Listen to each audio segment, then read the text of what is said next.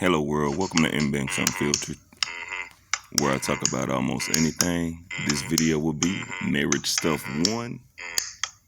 And a couple videos from Pastor Dow. I don't listen to too many pastors, but I got a couple videos from him on marriage license. And but yeah, so let's get to it.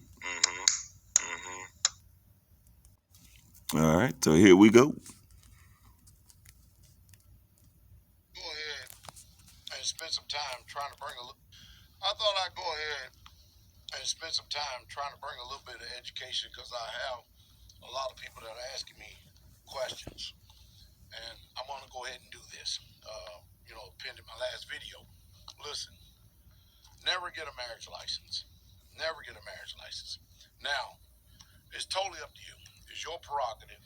It's your choice if you want to get a marriage license. I mean, after all, anytime the government gives you license or grants you privileges for something that's already a right for you to do in the first place, they've got perks, they got benefits for it. You get to claim them as dependents. But I will tell you that the marriage contract has been one of the most expensive contracts that lawyers and court systems has used against the man. You don't have to have a state marriage license in order to be married. George Washington didn't have it. All right, are you listening to me? Marriage license came into being, and most of you don't know because you've been dumped down to an unprecedented level, believing this paradigm. Everything that this country sells you and everything that they tell you, you believe it, and you don't check out anything, and you assume that just because you put mental assent to it, that you're right, but you're wrong. Marriage license came into play at the close of the 20th century, somewhere along in there, the early 1900s, because of miscegenation laws. In other words, they didn't want whites and blacks being married. Now, if they were going to let coloreds and whites, that's what they was calling them back then, be married, it was going to regulate it. And that regulation gave the government control over the fruit of that union. That's the sole purpose of marriage license. You don't believe me? I dare you go check it out. You think, as a parent, that those children are yours. But as soon as you get a marriage license and then you go to the hospital and sign a birth certificate, then you get a Social Security number on top of that, you all but finished. That's why when the DHS come knocking at your door, or when they go to your public school system and take your children and shoot them up with it, snake venom and monkey pus, and do whatever they want, you may get upset, but you better not say a word, because remember, ignorance of the law is no excuse. You opted into this. They didn't disclose the terms and agreement to you when you sign that marriage license. There is a big old law right behind that little certificate that you get. And you are nothing more than a babysitter to your children. Now, you can get mad, you can get upset, all you want, but I dare you to go check me out. See what it says, see what I say. Check me out, see if what I'm saying is so. Because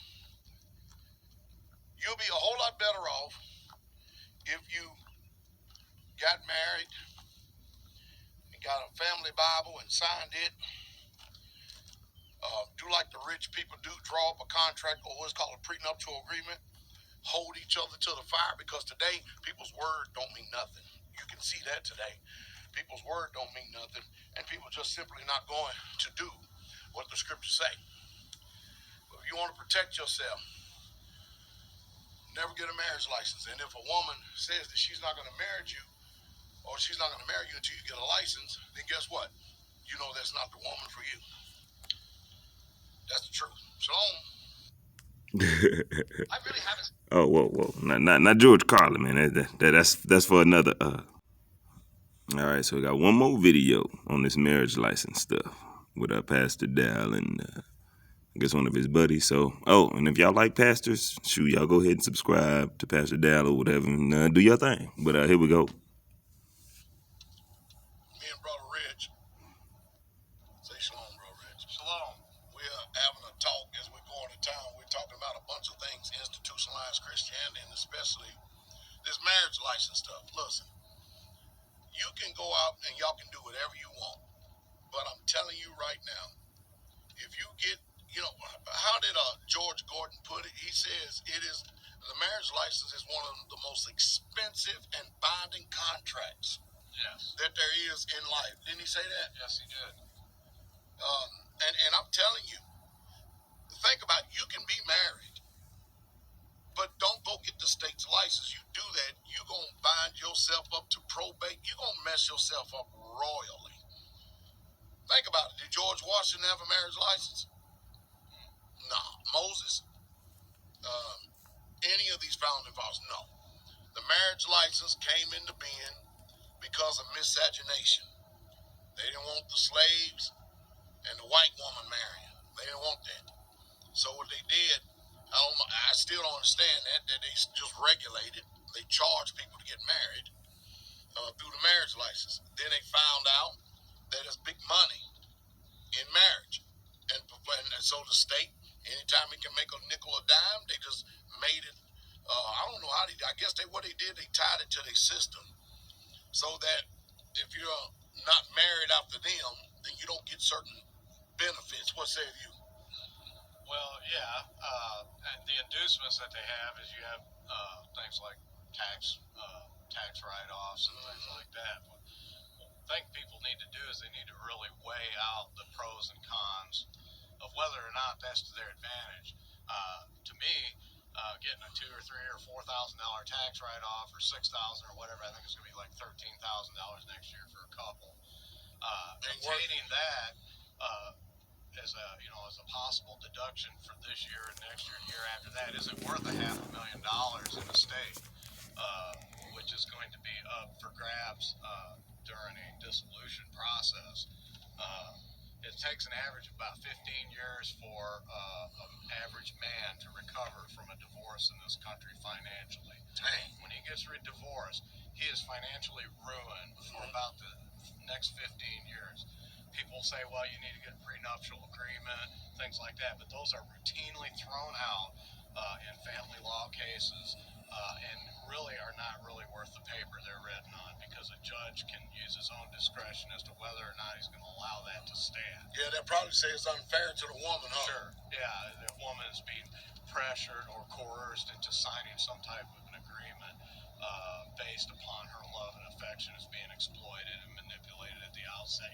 There's all kinds of Like a reasons motherfucker. why they're going to come up with why they're going to throw these kinds of things out. So yeah, the best thing to do is to seriously draw up your own contract, make an agreement. Yeah, and if you're going to involve the state, you need to go in with your eyes wide open and know what the potential outcomes could be whenever you're forming a third-party limited general partnership with the state. Matter of fact, you better get a super king bed at the hotel for your honeymoon to invite the judge, the court clerk, and the 2 attorneys and other agencies that are going to be involved in your life. That polygamous for the relationship. Next 30 years. Yeah. Exactly. So anyway, make sure you get a big bed. It's going to be a big party because you are marrying more than one individual. Now, see, that's wisdom right there. And people don't get it because we're so, matter of fact, Brother Rich just used another word here this morning, institutionalized. Some people out there are so institutionalized you can't even imagine thinking for yourself and functioning outside the box.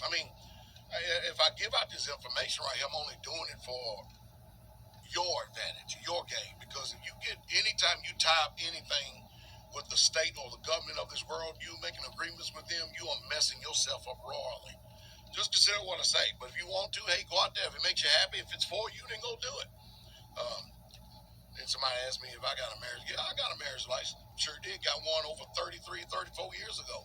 I don't think Sister Carol is going to go. I don't think she's going to do it. Matter of fact, she's not even that kind of woman, is she? Absolutely She ain't not. going nowhere, is she? No, she's not going anywhere. It's just, see, Were they all like her? yeah. Isn't that amazing? Isn't that amazing? And so, I mean, it's sickening what's going on today. You save yourself because this system is not for you. Be you a male or female, it's not for you. It really ain't.